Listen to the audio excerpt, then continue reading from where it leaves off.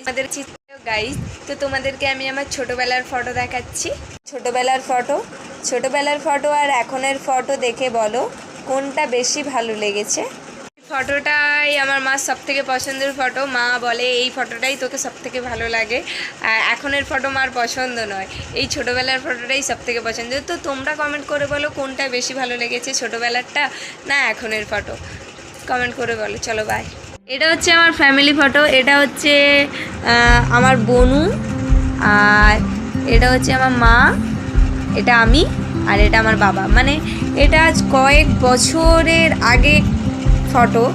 তো তোমরা কমেন্ট করে বলো যে এইখানে ছোটোবেলার ফটোটা বেশি ভালো লাগছে না বড়োবেলার ফটোটা।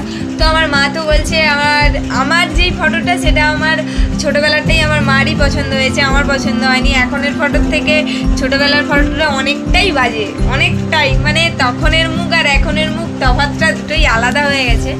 তো তোমরা কমেন্ট করে বলো কোনটা ভালো লেগেছে। আর আমার বোনের মুখটা দেখাচ্ছি, তো আমার বোনের মুখটা দেখাচ্ছি, দেখো ভালো করে দেখবে। এই দেখুন ফটোটা দেখুন কীরকম, পুরো ছেলের মতন দেখতে। আর এখনের ফটো আমি পোস্ট করব, তখন তোমরা দেখে নেবে।